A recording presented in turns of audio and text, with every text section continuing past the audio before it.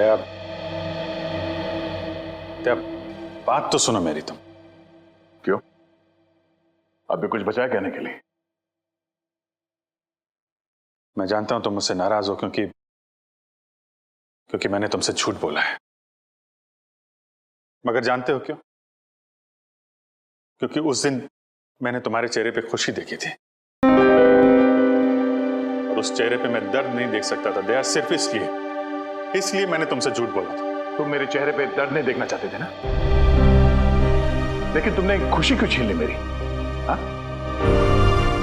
तुम जानते थे कि श्रेया से मैं अपने दिल की बात नहीं कह सकता था, मुझ में इतनी हिम्मत नहीं थी, इसलिए मैंने वो सारी बातें उस चिट्ठी में लिख दी और सोचा कि मेरा सबसे अच्छा दोस्त वो चिट्ठी श्रेया तक पहुंचाएगा। मगर इतना सब कुछ हुआ, तुमने वो चिट्ठी उसे नहीं दी। क्यों? तुमने ऐसा क्यों किया मेरे साथ? वो एक्चुअली नहीं, शायद अभिजीत तुम्हारे पास इस बात का जवाब नहीं है। मेरे जवाब की बात नहीं है दया, किसी और का जवाब है जो मैं नहीं दे सकता। किसका जवाब? मैं नहीं बता सकता दया। अभिजीत, पहेलियों में बातें मत करो, तुम दोस्त हो ना, खुल के बात करो, खुल के बात करो। यार वो बात नहीं है, दोस्ती के लिए तो मैं अपनी जान भी दे सकता हूं। हाँ, झूठ भी बोल सकते हो। क्यों? हाँ, मैंने तुमसे झूठ बोला है, लेकिन तुम्हारे लिए झूठ बोला, तुम्हें तकलीफ ना हो इसलिए झूठ बोला। तो मुझे तकलीफ नहीं हुई? हाँ? मैं खुश हूं, मगर सिर्फ और सिर्फ तुम्हारे वजह से मैं इस तरह से खुश हूं, तुम्हारे वजह से।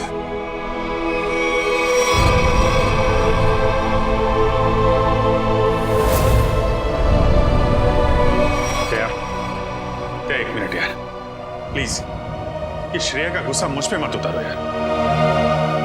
गुस्सा श्रेया पे नहीं, मुझे गुस्सा तुम पे आ रहा है। क्यों? कसूर क्या है मेरा? यही कि मैं तुम्हें खुश देखना चाहता हूं। अरे यार, सिद्धार्थ वाली बात तुमसे किसने बताई? श्रेया के घर कौन लेके गया था तुम्हें? अरे तुम और श्रेया एक साथ होते तो दुनिया में सबसे ज्यादा खुश मैं होता यार, मैं। मगर श्रेया और मैं एक साथ तो नहीं है ना? हाँ? और मैं खुश भी नहीं हूं यार। अब इन बातों में कुछ रखा नहीं है, भूल जाओ। ठीक है, मैं भूलने के लिए तैयार हूं, मगर मेरे दिल की तसल्ली के लिए एक बार मुझे बता दो, तुमने वो चिट्ठी श्रेया को क्यों नहीं दी? नहीं, वो उसका जवाब मैं अभी नहीं दे सकता दया यार, मुझसे मत पूछो। क्यों ना पूछो? इस एक सवाल का सीधा असर मेरी आने वाली जिंदगी भी पड़ता है और हमारी दोस्ती पे भी। मतलब अगर इस सवाल का जवाब मैंने नहीं दिया तो हमारी दोस्ती खत्म? मैंने ऐसा नहीं कहा। अरे रहने दो यार, अगर हमारी दोस्ती इतनी सस्ती है कि एक छोटे से आंधी के झोंके से उसकी नींव डगमगा जाए, तो मुझे भी ऐसी दोस्ती में कोई दिलचस्पी नहीं है।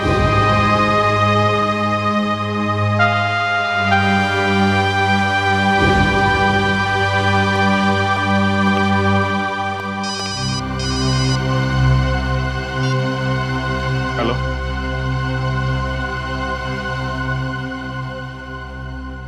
जी हाँ, सीआईडी ब्यूरो। जान खतरे में? एक मिनट, कहां से बोल रहे हैं आप?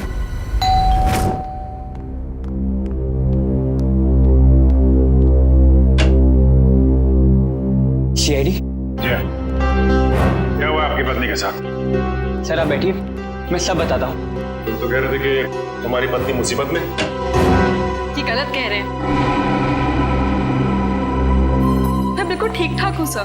तुम्हारी हिम्मत कैसी हुई मेरी पत्नी के कपड़े पहनने की? पता नहीं सर, इनको क्या हो गया है, बिल्कुल बहकी सी बातें कर रहे हैं। मिस्टर राहुल, क्या मजाक है ये? अगर आपकी पत्नी ठीक ठाक है तो सीआईडी का वक्त बर्बाद करने से क्या फायदा? सर मैं सीआईडी का वक्त बर्बाद नहीं कर रहा हूँ सर, नम्रता सच में बहुत बड़ी मुसीबत में है। दरअसल कुछ घंटे पहले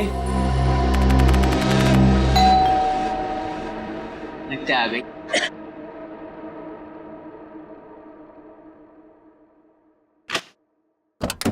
हाँ साहब, आपका नया बावर्ची साहब। अरे बॉस, लगता है आप गलत पते पे आ गए। पता भी यही है, घर भी यही है। नम्रता मैम साहब ने मुझे काम पे रखा है खाना बनाने के लिए साहब। कमाल है, नम्रता ने मुझे बताया नहीं क्यों एक नया बावर्ची रख रही है। बोलो साहब, खाने में क्या क्या बनाऊं साहब?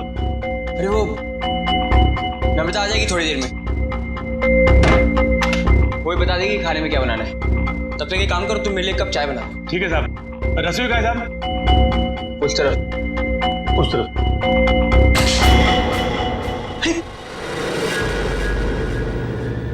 ये चाकू?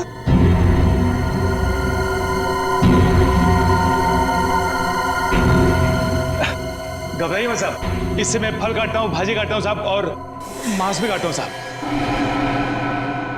ठीक ठीक, तुम जाओ चाय बनाओ। हाँ, जाता हूँ साहब, चाय बनाता हूँ साहब। कैसे आदमी को काम पे रख दिया नम्रता ने।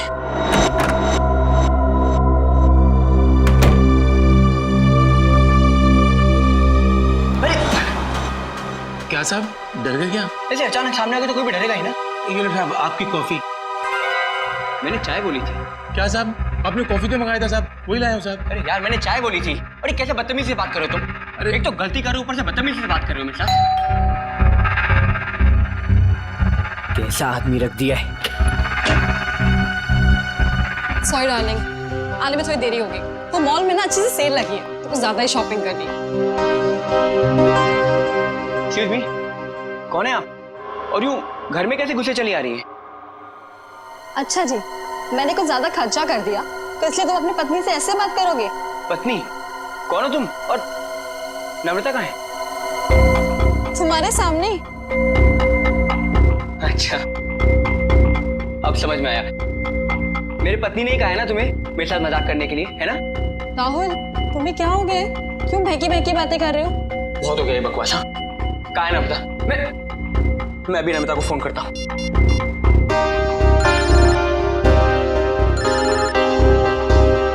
हेलो, कैसे हो? अब यकीन हो गया? बहुत हो गया ये बकवास, बहुत हो गया मजाक। कहाँ है नम्रता? बताओ मुझे, नम्रता कहाँ है? कहाँ है नम्रता? क्या किया नम्रता के साथ? राहुल, तुम ठीक तो हो? बुखार उखार तो नहीं है? छुओ मत मुझे, हाथ मत लगाना मुझे। ये तुम्हें नम्रता ने काम पे रखा था ना? हाँ साहब। कब रखा था? कल। यहाँ और बताओ, क्या यही नम्रता है? हाँ साहब, यही तो है नम्रता मैम साहब। देखो यार, वो कुछ छोटी मोटी चाय कॉफी के बहस करे तो तुम झूठ मत बोलो। कौन है ये? नहीं साहब, मैं सच बोल रहा हूँ, यही है नम्रता मैम साहब। सुनो बलराम, तुम ना खाने में मिर्ची थोड़ी कम डालना, साहब को तीखा पसंद नहीं है। ठीक है मैम साहब। क्या हो रहा है यार, ये कुछ तो करना पड़ेगा। क्या करूं? सीआईडी को फोन करता हूँ। सर, तो बहुत अच्छा होगा कि फ्रेडी सर साथ में नहीं है, वरना असली और नकली पत्नी के चक्कर में वो खुद चक्कर खा जाते। ये लीजिए साहब, आप सब लोग के लिए पानी। देखिए सर, देखिए कैसे ये दोनों भैरूपी मेरे घर में घुस आए हैं। न जाने इन्होंने मेरी पत्नी नम्रता के साथ क्या किया होगा। राहुल, मैं ही तुम्हारी नम्रता हूँ। सर आप बेकार की कहानियों में अपना वक्त बर्बाद कर रहे हैं। मैं कल ही इनको एक अच्छे से डॉक्टर के पास लेके जाऊंगी। माफ कीजिएगा सर, जो परेशानी आपको हमारी वजह से हुई। कोई बात नहीं, अब हम लोग यहाँ आ गए हैं तो सारा मामला समझ के ही जाएंगे। मिस्टर राहुल, आपके पास क्या सबूत है कि ये आपकी पत्नी नम्रता नहीं है? सबूत? हाँ है ना सर, मेरी पत्नी की तस्वीरें मेरे फोन में। क्या वो मिस्टर राहुल? हाँ? ये कैसे हो सकता है? इसमें मेरे और मेरी पत्नी की लगभग 100 तस्वीरें थी, अब एक भी नहीं है। याद आया सर, जब मैं नहाने गया था ना, तो मैंने ये फोन इस टेबल पर रखा था। जरूर इसी ने वो फोटो डिलीट किए सर इसने। मैं कह रहा हूँ। क्या बात कर रहे साहब? मैं इतना महंगा फोन कभी इस्तेमाल ही नहीं किया साहब। फोटो कैसे निकालेगा साहब? सर ये झूठ बोल रहा है सर इसी ने फोटो डिलीट की है। एक मिनट, अगर मोबाइल में फोटो नहीं है तो फिर शादी की तस्वीरें तो होगी ना आपके शादी के एल्बम में? है ना सर, पूरा एल्बम है, मैं अभी लेकर आता हूँ।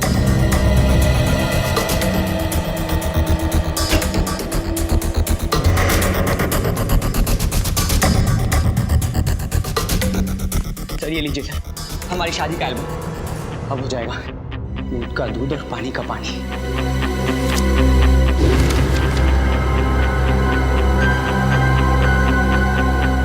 आपका कहना है कि ये आपकी बीवी नम्रता नहीं है? जी सर, ये मेरी पत्नी नहीं है। मेरे ख्याल से आप भी ये एल्बम देख लें तो अच्छा रहेगा।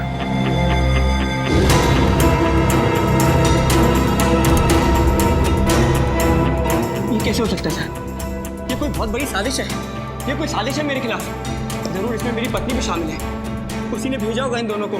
मिस्टर राहुल, कभी आप कहते हैं कि आपकी पत्नी खतरे में है, कभी आप कहते हैं कि वो आपके खिलाफ साजिश रच रही है। कहने क्या चाहते हैं आप? सर मुझे कोई खतरा नहीं है और ये कोई साजिश नहीं है। मैंने आपसे कहा ना इनकी तबीयत खराब है। तुम चुप रहो, मुंह बंद रखो अपना। एक मिनट, आप नम्रता हैं, आपके पास कोई आईडी वगैरह है? जी हाँ सर, पासपोर्ट है, पैन कार्ड है। आपको जो चाहिए मैं दिखा सकती हूँ। प्लीज। एक मिनट।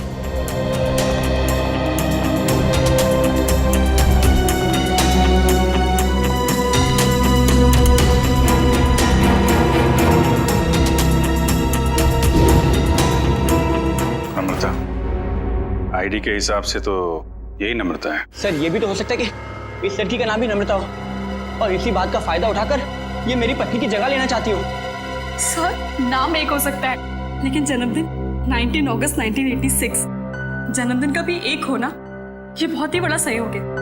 क्यों राहुल? अच्छा ये बताइए कि आपकी पत्नी का जन्मदिन भी क्या इसी दिन आता है? हाँ सर, तारीख तो वही है पर ये सहयोग भी तो हो सकता है ना सर। ये संयोग है, वो संयोग है। मिस्टर राहुल, हम आपकी बात पे यकीन करें तो करें कैसे और क्यों? सर मैं सच कह रहा हूँ सर, ये झूठ बोल रही है। तुम नम्रता हो ना, तो ये बताओ कि हमारी शादी की सालगिरह कब है? बताओ ना हमारी शादी की सालगिरह कब है? देखा सर, ये नहीं जानती है, ये झूठ बोल रही है। बताओ ना हमारी शादी की सालगिरह कब है? 14 फरवरी। सर राहुल मुझसे बहुत प्यार करते हैं। वैलेंटाइंस डे पे गोवा में हमने शादी की थी। सर ये पूरी तैयारी कर कर आई है। इसने मेरे पत्नी से ये सब पहले ही पूछ लिया होगा। कोई और सवाल पूछ के देखो। हाँ, ये बताओ कि तुमने चॉकलेट कहाँ छिपाई? चॉकलेट? ये चॉकलेट का क्या चक्कर है? सर मुझे डायबिटीज है पर फिर भी मुझे चॉकलेट खाना पसंद है। इससे नम्रता अक्सर मेरी लाई हुई चॉकलेट छिपा देती है, जो बात इसे नहीं पता। अगर तुम नम्रता हो तो बताओ कि तुमने चॉकलेट कहाँ छिपाई है? बताओ तुमने चॉकलेट कहाँ छिपाई?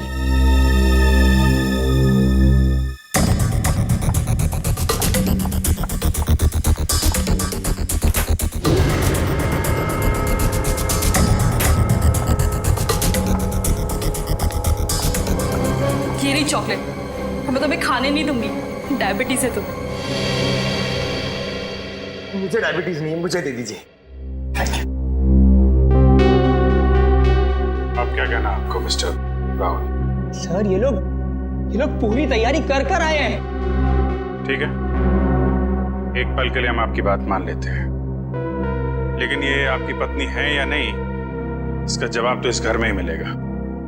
तलाशी लो घर की।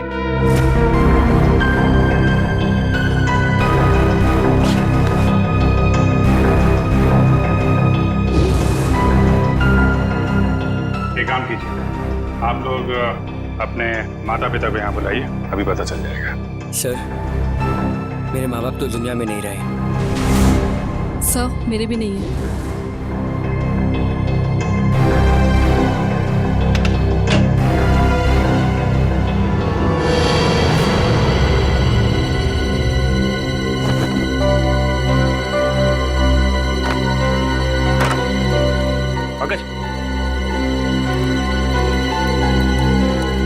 ऐसी जगह पे ये डस्टबिन कैसे पड़ा? तो कोई रिश्तेदार दोस्त वो तो होंगे इस शहर में ना, उनको बुलाइए। सर दरअसल हम कुछ ही दिन पहले बैंगलोर से यहाँ शिफ्ट हुए हैं। यहाँ हम किसको भी नहीं जानते। ओह, तो तुमने ये भी पता लगा लिया है?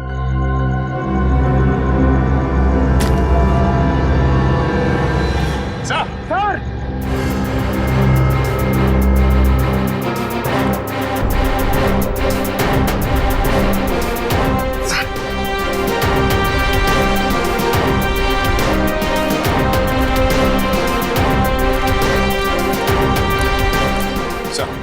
लाश।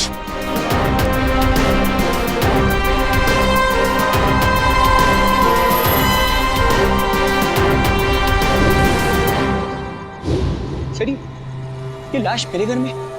ये कौन सा खेल खेल रहे हो तुम राहुल? पहले पति पत्नी का झगड़ा सुलझाने के लिए यहाँ बुलाया, फिर तुम्हारे घर से एक लाश निकली है।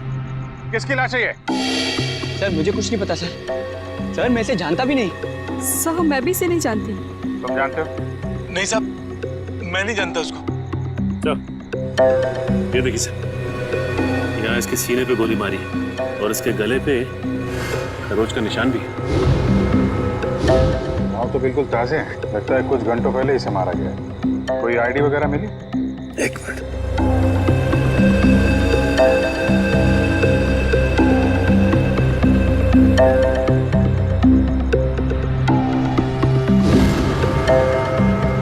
सर, इसका नाम पुलकित रॉबिन है। पुलकित रॉबिन? सर मैंने इसका नाम कहीं पढ़ा है। पढ़ा है? कहाँ पढ़ा है? अरे सर ये तो एक बहुत ही मशहूर टीवी सीरियल राइटर है सर। साउथ बहू का सीरियल मैं देखता हूँ सर। एक टीवी सीरियल राइटर की लाश मेरे घर में? पंकज, मोबाइल पे देखो, इंटरनेट पे इस पुलकित रॉबिन की फोटो निकालो। देखो कहीं ये वही आदमी तो नहीं।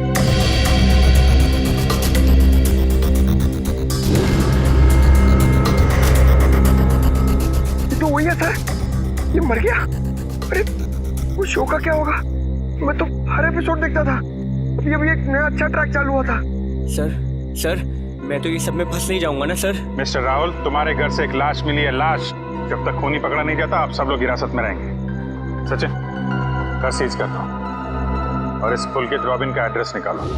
अब राधिका समीर से कहेगी दूर हो जाओ मेरी नजरों से। मैं तुम्हारी शक्ल भी नहीं देखना चाहती। समीर राधिका की नजरों से दूर हो ना हो, लेकिन हम सीआईडी वाले आपकी नजरों से दूर नहीं होने वाले। सीआईडी? और मेरे घर में? जी, वैसे आप राइटर्स लोगों का काम बहुत मुश्किल होता है ना। इतना पेचीदा ताना बाना मुनना पड़ता है, कभी कहानी का, कभी किरदारों का और कई बार खून का। दरअसल मैं समझी नहीं, आप लोग यहाँ क्यों आए हैं? दरअसल हम आपसे खून के बारे में पूछताछ करने आए, मगर अगर आप चाहें तो अगले हफ्ते देविका के साथ शो में क्या होने वाला है ये हमें बता सकती हैं, क्योंकि पुलकित जी तो रहे नहीं। क्या पुलकित सर का खून हो गया? कब और कैसे? ये तो अब आप ही बता सकती हैं। मैं? मुझे कुछ नहीं पता। इतनी भोली बनने की जरूरत नहीं है आपको। हम पुलकित के घर से आ रहे हैं। पुलकित की पत्नी ने बताया कि आप पुलकित की असिस्टेंट हैं। और कल शाम वो आपसे मिलने के लिए ही घर से निकले थे, मगर वापस पहुंचे ही नहीं। ये बात सच है। मैं और पुलकित सर कॉफी शॉप में मिलने वाले थे, लेकिन वो वहाँ पहुंचे ही नहीं। कौन सी कॉफी शॉप? आईजी कॉफी शॉप। वही जो बैरिक्स रोड पे? हाँ जी वही। मगर पुलकित की लाश हमें मिली सृष्टि नगर में, और ये बैरिक्स रोड सृष्टि नगर से बहुत दूर है। तो इसका मतलब ये है कि तुमने पुलकित को कॉफी शॉप पर बुलाया, उसके बाद उसे बहला फुसलाकर तुम सृष्टि नगर ले गई और वहां तुमने उसका खून कर दिया। नहीं, ये बात गलत है। मैं ऐसा क्यों करूंगी? क्योंकि तुम पुलकित से जलती थी और तुम पुलकित की जगह लेना चाहती थी, इसलिए तुमने पुलकित का खून कर दिया। ये सब झूठ है। मैं 8 बजे से लेकर 11 बजे तक उनका इंतजार करती रही, पर वो वहां पर पहुंचे ही नहीं। मैं घर वापस आ गई क्योंकि उनका फोन भी नहीं लग रहा था। आपकी बात में कितनी सच्चाई और कितना झूठ ये बहुत जल्द पता लग जाएगा। आप हमारे साथ चलिए। मगर कहाँ? ये सब क्या है? आप लोग हमें यहाँ क्यों लाए हैं? कोई कुछ बता क्यों नहीं रहा है हमें? एक मिनट, शांत हो जाए मैडम, सब कुछ पता चल जाएगा। मैं पुलकित की पत्नी हूँ और आप मुझ पर भी शक कर रहे हैं। हम किसी पर शक नहीं कर रहे, हम अपनी ड्यूटी कर रहे। ये आप प्लीज अपना हाथ आगे बढ़ाइए। हम लोगों को आपके खून के सैंपल्स लेने हैं। खून का सैंपल? मगर क्यों? क्योंकि पुलकित की गर्दन पर हमें कुछ खरोंच के निशान मिले और उस खरोंच में नेल पॉलिश के ट्रेसेस हैं। इसका मतलब साफ है, पुलकित के खून में किसी लड़की का हाथ है। लाइए हाथ आगे कीजिए। फिलहाल इस केस में लड़कियां सिर्फ आप तीनों ही। सर आप लोग खूनी को ढूंढने में इतनी मेहनत करें, प्लीज मेरे पत्नी को भी ढूंढिए ना। न जाने नम्रता किस हाल में होगी, कहाँ होगी। फिर वही बात राहुल, कब तक खेलोगे ये खेल? और मैं एक बार नहीं बार बार कह चुकी हूँ कि मैं ही तुम्हारी नम्रता हूँ। चुप हो जा तुम, कितना झूठ बोलोगी? क्या चाहिए तुम्हें? पैसे चाहिए? कितने पैसे चाहिए तुम्हें मेरे घर और मेरी जिंदगी से जाने के लिए? क्या? मैं और पैसे? कैसी बात कर रहे हो तुम राहुल? मिस्टर राहुल, आपके पास आपकी पत्नी का फोटो नहीं है, चेहरा तो याद है, कम से कम उनका स्केच तो बनवा सकते हैं। जी सर जरूर। बाल आगे से, हाँ यहाँ से थोड़े और लंबे।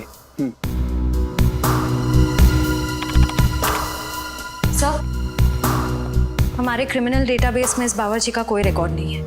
देखा साहब, मैं बोल रहा था ना साहब, मैं एकदम निर्दोष है साहब, मुझे जाने दो ना साहब। ठीक है, तुम जा सकते हो, मगर याद रख तुम शहर से बाहर नहीं जाओगे और जब भी बुलाया जाए ब्यूरो आ जाना। ठीक है। पता नहीं किसका स्केच बनवा रहे हैं ये, मैं तो यहाँ बैठी हूँ। Sir. Okay, thank you Paresh. तो राहुल, स्केच ठीक बना? हाँ सर, बिल्कुल यही है मेरी पत्नी नम्रता। और मैं कौन हूँ? इसकी सौतन?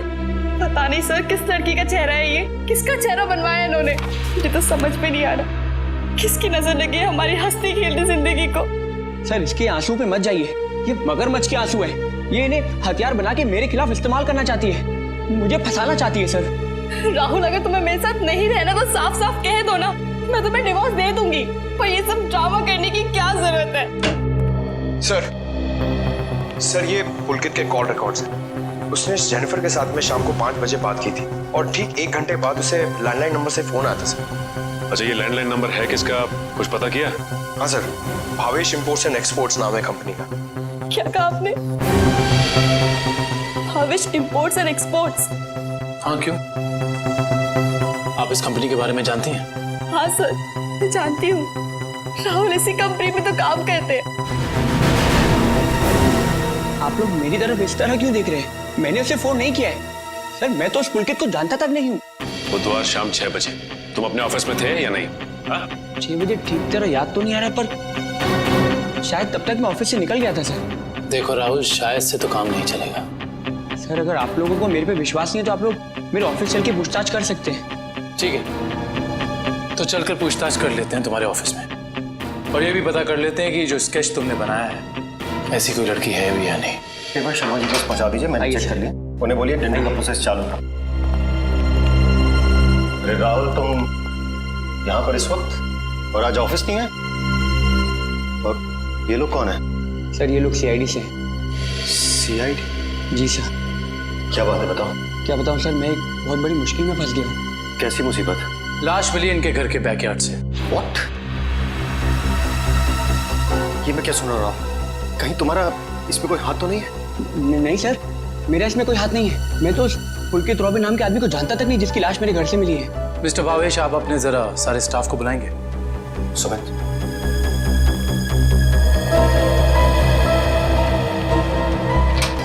सुनो, सबको बॉस अंदर बुला रहे हैं।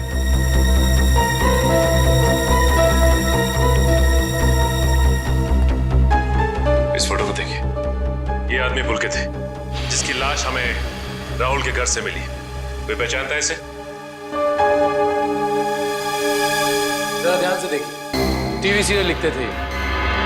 आप इसे पहचानते हैं या इनसे जुड़े किसी आदमी को जिनका इनके साथ संबंध हो? ऐसा तो हो नहीं सकता कि आप में से कोई भी इन्हें नहीं जानता, क्योंकि आपके ऑफिस के लैंडलाइन से फोन किया गया था शाम को 6 बजे बुधवार। व्हाट? तो शायद राहुल ने किया होगा। मैं क्यों फोन करूंगा सर, मैं तो उसे जानता भी नहीं। और ऐसा भी तो हो सकता है कि इसी ऑफिस से किसी और ने फोन किया हो। और तो और सर, मैं तो जिस घर में रहता हूँ घर भी मुझे ऑफिस की तरफ से मिला है। Interesting, very interesting. आप में से किसी को याद है कि बुधवार को राहुल कितने बजे तक ऑफिस में था? हाँ सर, 5:30 बजे तक। 5:30 बजे, और पुलकित को फोन किया गया 6 बजे। हरीश जी, बहुत बहुत शुक्रिया हमारी दुविधा दूर करने के लिए। Thank you. हरीश, क्या तुम मेरा एक काम और करोगे? हाँ बोलो। तुम्हें याद है तुम वो इम्पोर्टेंट पेपर्स लेकर मेरे घर आए थे? हाँ याद है। तब तुम मेरे पत्नी नम्रता को मिले थे ना? हाँ राहुल, लेकिन उस बात का इस खून से क्या लेना देना है? लेना देना है, क्योंकि एक अनजान औरत मेरे घर में घुस आई है और मेरे पत्नी होने का नाटक कर रही है। क्या तुम प्लीज उसे चल के मेरे लिए पहचान सकते हो? हाँ श्योर। कहाँ है वो औरत? नीचे हमारी गाड़ी में बैठी हुई, आइए हमारे साथ। देखना सर, अब इस औरत का भांडा फूट जाएगा। धीरज रखिए, अभी पता चल जाएगा। अरे हरीश जी, कैसे हैं आप? हेलो नम्रता, मैं ठीक हूँ, तुम कैसे हो? क्या बताओ, पता नहीं राहुल को क्या हो गया। हरीश, ये तुम क्या कह रहे हो यार? ये मेरी पत्नी नम्रता नहीं है। व्हाट? ये कैसी बात कर रहे हो राहुल? यही तो नम्रता है, तुम्हारी पत्नी, जिससे तुमने मुझे मिलवाया था। अब क्या कहना है मिस्टर राहुल आपका? है कोई जवाब आपके पास? हरीश, लगता है तुम्हारी आंखों का नंबर बढ़ गया है। जाके अपनी आंखें टेस्ट करवाओ। तुम एक ही बार मिले इसलिए शायद इसे पहचान नहीं पा रहे हो। हाँ मिस्टर राहुल, मेरे चश्मे का नंबर जरूर बढ़ गया है, लेकिन मेरी याददाश्त कमजोर नहीं हुई। यही नम्रता है। यकीन नहीं होता ये सब में तुम भी शामिल हो। सर मैं कह रहा हूँ पुलकित के खून में ना इसी का हाथ है। अरे ये कैसी बात कर रहे हो राहुल, तुम्हारा दिमाग खराब हो गया है? सर ये झूठ बोल रहा है। मैं ठीक कह रहा हूँ सर। राहुल, ठीक और गलत का फैसला हम लोग करेंगे, आप नहीं। सर मैं आपको कुछ बताना चाहती हूँ। सर कुछ साल पहले राहुल को एक मानसिक बीमारी थी और शायद उन्हें वो बीमारी वापस हो गई है। क्या? इतनी बड़ी बात तुमने हमसे छुपाई क्यों? ये भी पता कर आई हो तुम? सर ये सच है कि मुझे बीमारी थी, पर अब मैं बिल्कुल ठीक हूँ। अब चाहे तो बैंगलोर में मेरे साइकियाट्रिस्ट से बात कर सकते हैं। हाँ सर, मैं भी वही कह रही हूँ। ये बिल्कुल ठीक हो गए थे, पर शायद इन्हें दोबारा दौड़ना पड़ रहा है। ये मुझे पहचानने से इनकार कर रहे हैं। सर शायद इन्होंने ही पुलकित को मारा होगा। चुप हो जाओ तुम। एक तो मेरी बीवी को गायब कर दिया, ऊपर से मेरे पे झूठा इल्जाम लगा रही है। मैं इसे जान से मार दूंगा। पीछे हो। क्या बिगाड़ा है मैंने राहुल तुम्हारा? सर प्लीज राहुल को अपनी कस्टडी में ले लीजिए सर। देखिए ना, अपनी पत्नी को दिन दहाड़े जान से मारने की धमकी दे रहा है ये। पुलकित का खून राहुल ने किया है या किसी और ने, इसका पता तो हम लगा ही लेंगे। मगर ऐसा तो हो नहीं सकता कि पुलकित को मरते हुए किसी ने देखा या सुना ना हो। उस मोहल्ले के लोगों से पूछताछ करनी होगी। सर आसपास के सभी घरों में हमने पूछताछ कर ली है, बस ये एक आखिरी घर बाकी है। चलो यहाँ भी पूछ के देखते। संभल के।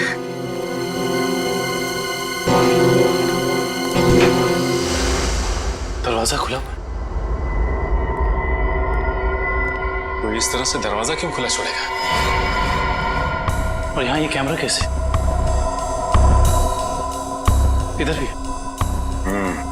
कुछ तो गड़बड़ है यहाँ पे। एक काम करते हैं, इस घर की तलाशी अच्छी तरह से लेते हैं।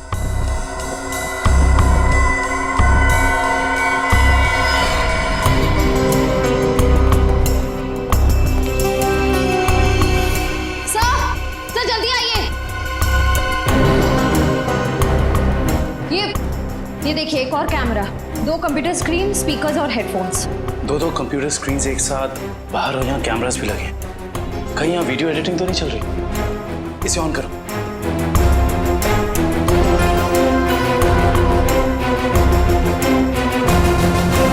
हाँ साहब, आपका नया बावर्ची साहब। लगता है आप गलत पते पे आ गए। नम्रता मैम ने मुझे काम पे रखा है खाना बनाने के लिए। चाय बनाता हूँ साहब। अरे जाओ ना। अभी क्या है?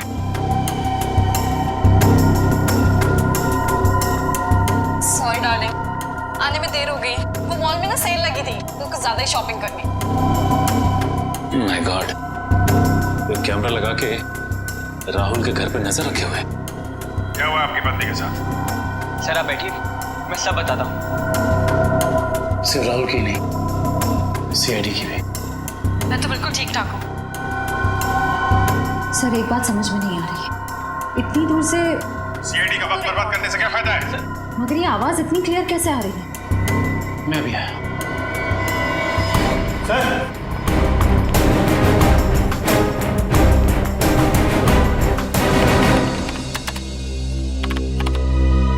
एक काम करते हैं, इस जगह को अच्छी तरह से छान मारते हैं। हो सकता है यहाँ कुछ मिल जाए। हाँ?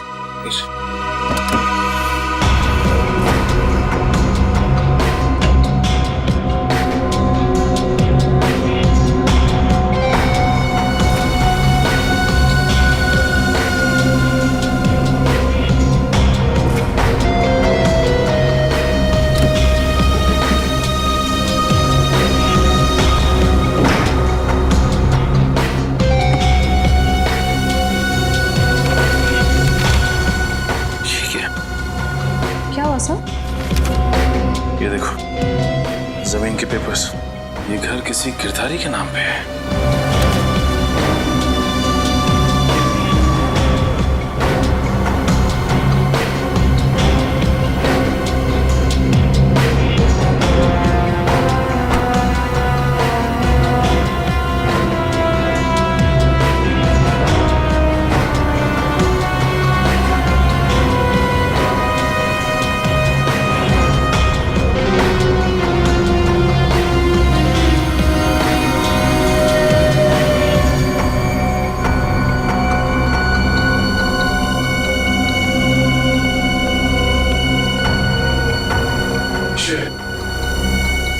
तुम्हारे सारे सवालों का जवाब ये माइक है जो मुझे राहुल के घर से मिला। स्पीकर के अंदर छुपा के रखा हुआ था। इसका मतलब गिरधारी जो राहुल के घर पे नजर रखे हुए था उसी ने माइक लगाया हमें। कौन गिरधारी? अरे दुष्यंत, ये घर के कुछ पेपर्स मिले जिसमें लिखा है कि गिरधारी इस घर का मालिक है। आप लोग सुंदर जी के मेहमान हैं? तुम कौन हो? जी मैं तो यहाँ पर किराए पर रहता हूँ, पर आप लोग कौन हैं? हम लोग सीआईडी से। सीआईडी? जी हाँ, सीआईडी। देख के लगता है कि तुम कहीं बाहर से आ रहे हो। ना सर, मैं तो अभी गोवा से आ रहा हूँ। पर आप लोग यहाँ पर सुंदर जी ने कहीं कुछ... एक मिनट, ये सुंदर कौन? सर जब मैं यहाँ से जा रहा था तो मैंने एक घर सुंदर नाम के एक अंकल को किराए पर दिया था। क्या बात, तुम खुद यहाँ पे किराए पे रहते हो और ये घर तुमने किसी को किराए पे दे दी? सर मैंने सोचा कि गोवा जाने का खर्चा निकल आएगा सर, इसलिए। और गिरधारी जी, इनका ये घर है, वो कहाँ है? सर वो तो लंदन में रहते हैं सर, साल में सिर्फ एक बार ही इंडिया आ पाते हैं। ओह, उसी का फायदा उठा रहे हो तुम? ये कंप्यूटर कैमरास तुम्हारे? नहीं सर, ये सब मेरा नहीं है सर। झूठ बोल रहे हो तुम राहुल के घर पे नजर रखे हुए थे, जासूसी कर रहे थे उस पे। जासूसी? सर मैं राहुल के ऊपर जासूसी नहीं कर रहा था सर। देखो, हमने रिकॉर्डिंग देख ली है, सच सच बताओ। मैडम मैं तो कॉलेज में पढ़ता हूँ, इतनी सारी महंगी चीजें मैं कहाँ से लाऊंगा? तो फिर ये सारी की सारी चीजें किसकी है? उस आदमी की जिसे तुमने किराए पे रखा हुआ, सुंदर? सर हो सकता है सर। नंबर दो सुंदर का। सर पिछले हफ्ते गोवा में मेरा मोबाइल चोरी हो गया था तो तुम्हारे सारे नंबर्स चले गए? जी, बहुत अच्छा बहाना है। अपना मोबाइल नंबर दो। सुंदर का नंबर हम तुम्हारे मोबाइल रिकॉर्ड से निकाल लेंगे। सर सालुंके सर की डीएनए रिपोर्ट आ गई है। पुलकित के खरोचों में जो नेल पॉलिश के अंश मिले थे वो ना ही नम्रता के थे, ना ही संजना के और ना ही जेनिफर के। मतलब इस केस में कोई और औरत भी शामिल है? सर हो सकता है वो स्केच वाली औरत हो जिससे राहुल अपनी बीवी कह रहा है। हो सकता है। जब तक हमें उस औरत के बारे में कुछ पता नहीं चल जाता, कुछ कह नहीं सकते। क्या हुआ, उस नेल पेंट के बारे में कुछ पता चला क्या?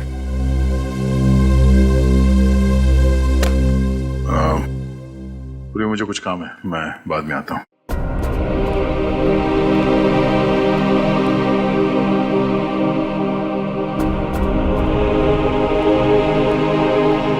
सर जतिन के फोन रिकॉर्ड चेक करिए। सुंदर का नंबर तो नहीं मिला, मगर किसी मनीष नाम के आदमी का नंबर मिला है। करता क्या है मनीष? सर कैमरास और रीडिंग मशीन किराए पे देता है। मनीष? इस मनीष से मिलना पड़ेगा। सर यही है वो सुंदर अंकल जिन्हें मैंने अपना घर किराए पे दिया था। कौन सुंदर?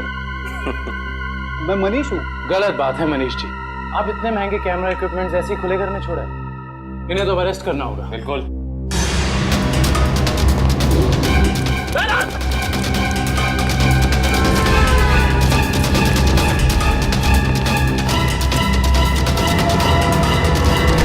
अरे रुको रुको रुको मनीष, कहाँ भाग के जा रहे हो?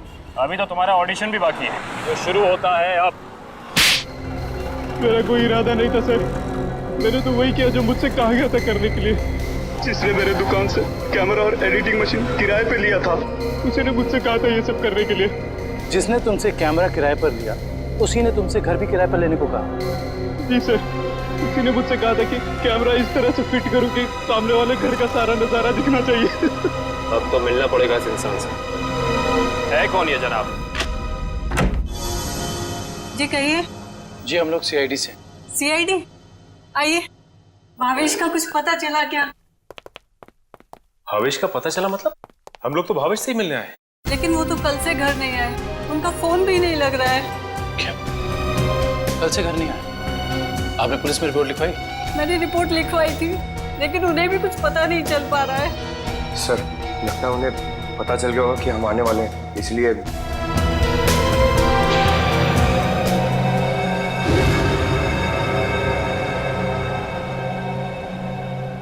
मिनट, क्या ये आपके पति भावेश है? जी हाँ। ये केस तो और पेचीदा बनता जा रहा है। सब मेरे पति भावेश को ढूंढ निकालिए। देखिए मैम, आप चिंता मत कीजिए, अब भावेश का नंबर दीजिए हमें। जी 197985643।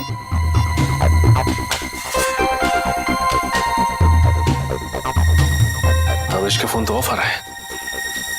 पंकज, भावेश के फोन के IMEI नंबर से पता करो कि उसका मोबाइल इस वक्त कहाँ है।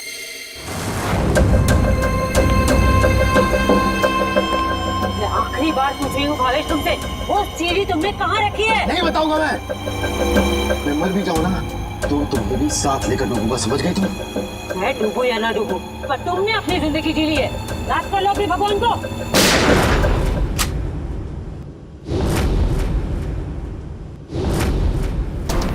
बस मुन्नी दुरेली, बहुत मचा रही आतंक।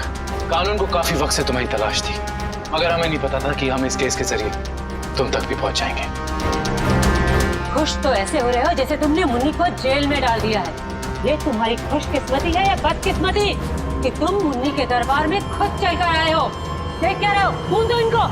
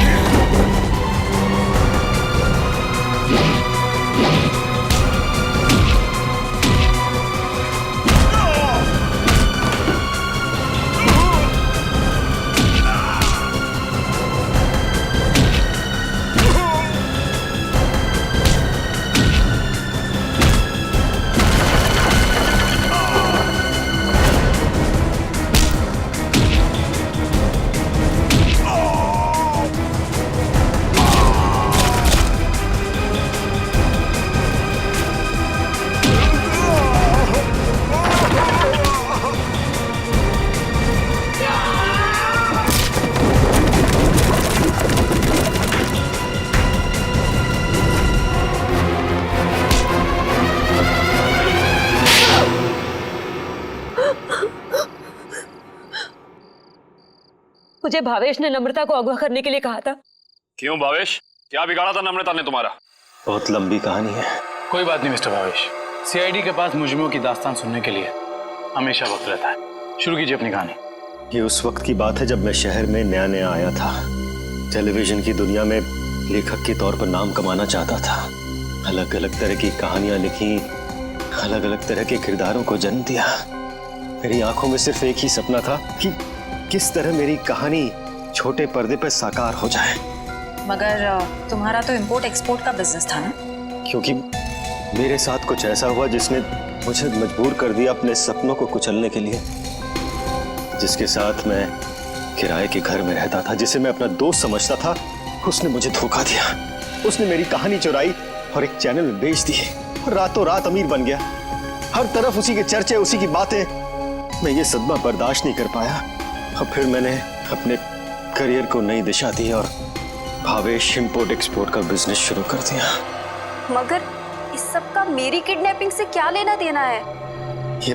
ये बात सच है कि मैंने अपनी लाइन बदल दी थी, लेकिन ये भी सच है कि मेरे अंदर एक राइटर छुपा हुआ है। टेलीविजन में कुछ कर गुजरने का जुनून है मेरे अंदर।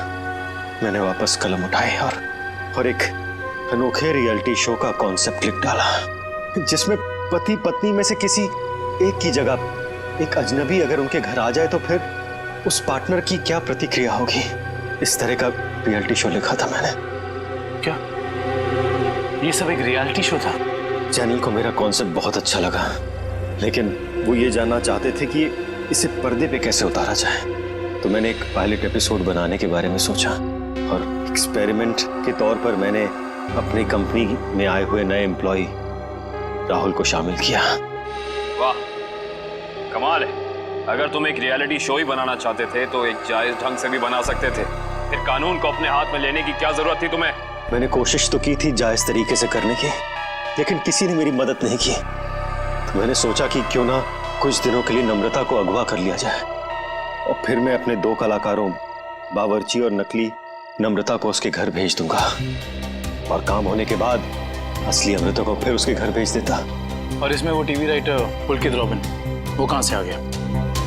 पुलकित रॉबिन ही वो शख्स है जिसने मेरे आइडियाज, मेरी कहानी चुराई और मशहूर हो गया। उसे पता चल गया था कि मैं चैनल में कुछ बड़ा रियलिटी शो का आइडिया लेकर जाने वाला हूं। बस उसी की जासूसी करने के लिए यहाँ पर आया हूँ। आज तो पता लगाना ही पड़ेगा कि भावेश कौन सा बड़ा कंसेप्ट चैनल वाले को बेचने वाला है।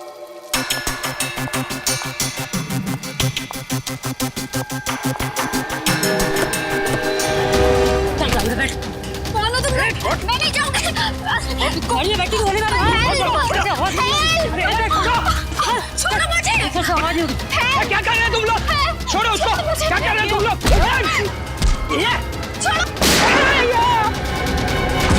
बेवजह मारा गया, अब तू भी नहीं चाहती है?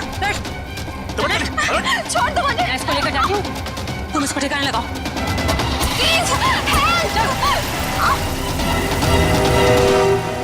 घर पहुंचकर जब मैं मेरे लगे हुए कैमरा की फुटेज देख रहा था, तब मैंने देखा कि इस मुन्नी ने पुलकित का खून कर दिया है और मेरे बने बनाए प्लान को चौपट कर दिया। मैं उसे मारना नहीं चाहती थी, वो खुद बीच में आ गया था। और जब आप लोग मेरे ऑफिस आए, तब आप लोगों को देखते ही मैं समझ गया कि अब सीआईडी से बचना नामुमकिन है। मैं बहुत घबरा गया था और उसी घबराहट में मैं यहाँ मुन्नी से मिलने आ गया। मुन्नी, तुमने मुझे फंसा दिया। पता है सीआईडी मेरे ऑफिस तक चली आई। एक तो पुलकित को मारा, ऊपर से उसकी लाश मेरे घर में छुपा दी। बोला था ना सेठ, लड़का लोगों को नहीं पता था कि तुम्हारा घर राहुल की कंपनी में आता है। अरे मैंने तुम्हें सिर्फ किडनैप करने के लिए कहा था, वो भी कुछ दिनों के लिए। अब तुमने पूरा रायता फैला दिया।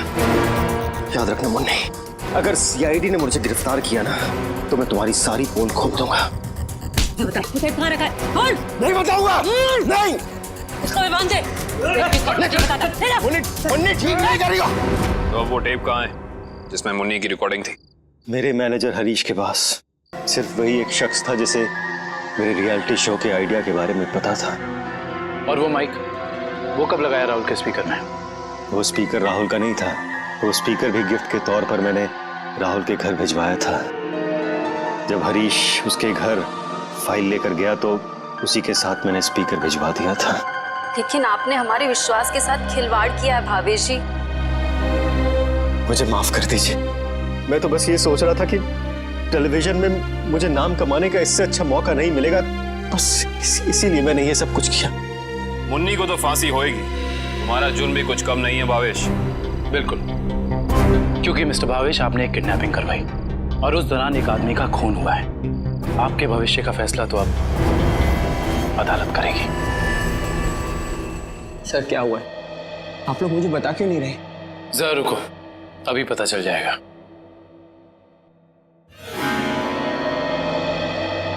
राहुल। राहुल। नम्रता, तुम ठीक तो हो? तुम ठीक हो ना? हाँ, मैं ठीक हूँ। थैंक गॉड तुम आ गई। थैंक गॉड तुम वापस आ गई। मुझे तो लगा था मैंने तुम्हें हमेशा हमेशा के लिए खो दिया है। हाँ, मुझे भी ऐसे ही लगा था। मुझे तो उम्मीद भी नहीं थी कि मैं कभी तुम्हारे पास जिंदा लौट कर भी आऊंगी। वो तो अच्छा हुआ कि सही वक्त पर सीआईडी वाले आ गए, जिन्होंने हमें फिर से मिला दिया। तुम दोनों मुझे माफ कर देना। मुझे नहीं पता था कि मेरी एक्टिंग चीजों को इतनी गलत दिशा में ले जाएगी। एक्टिंग? मैडम, माना कि भावेश जी ने आपको वहाँ एक एक्टिंग असाइनमेंट के लिए भेजा था, मगर लाश देखने के बाद और सीआईडी की कस्टडी में होने के बावजूद आपने हमें सच क्यों नहीं बताया? क्योंकि सर, उन्होंने मुझसे कहा था कि कितनी भी टेढ़ी स्थिति क्यों ना आ जाए, मैं अपना काम करना ना छोड़ूं, एक्टिंग ना छोड़ूं। इसलिए मुझे लगा कि वो नाश भी लगती है और सीआईडी भी, सब बस रियलिटी शो का हिस्सा है। वाह, और आप अपनी एक्टिंग के चौके छक्के की बारिश करते रहे। मुझे माफ कर दीजिएगा सर, पर आपको तो पता है ना कि एक नए एक्टर के लिए टीवी और फिल्मों की दुनिया में पाँव जमाना कितना मुश्किल है। इसलिए मैं कोई गलती करना नहीं चाहती थी, इसलिए मैं एक्टिंग करती रही। अब आप लोग मुझे जो सजा देना चाहें मुझे मंजूर है। सर रहने दीजिए ना सर, अब मुझे मेरी नम्रता मिल गई और आप लोगों ने असली मुजरिम को पकड़ लिया है। गलती तो उन्होंने की है, तो इन्हें सजा भी मिलेगी, लेकिन इन्हें क्या सजा मिलेगी ये अदालत तय करेगी। फिलहाल आप दोनों जा सकते हैं। Thank you sir, thank you so much.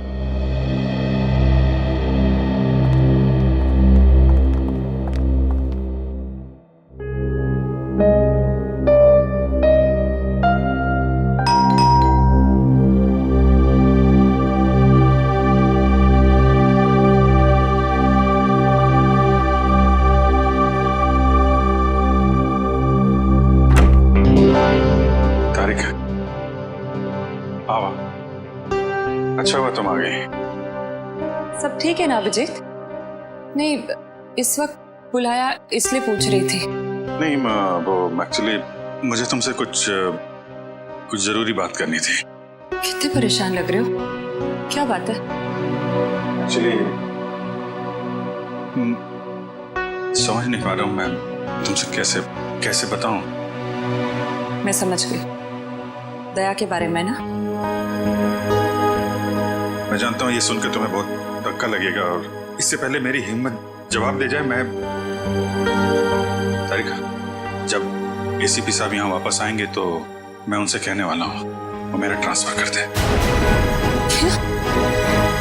Transfer? I am sorry तारिका, मैं और बर्दाश्त नहीं कर सकता। मेरे और दया के बीच में जो कुछ चल रहा है, मैं अभिजीत, लेकिन दया तो तुम्हारा दोस्त है ना? हाँ, लेकिन अब दोस्ती रही कहाँ? ऐसे क्या, दोस्तों के बीच में तो ऐसा होता रहता है, ऐसी छोटी मोटी गलतफहमी, ऐसे झगड़े। इसका मतलब ये थोड़ी कि एक दोस्त ऐसे मुंह मोड़ के निकल जाए। तारिका, मैं जान दे सकता हूँ मैं उसके लिए, वो बात नहीं है, लेकिन ये सब मैंने सपने में भी नहीं सोचा था कि हमारी दोस्ती इस मुकाम तक पहुंच जाएगी। मैंने फैसला कर लिया है, मैं यहाँ से चला जाऊंगा।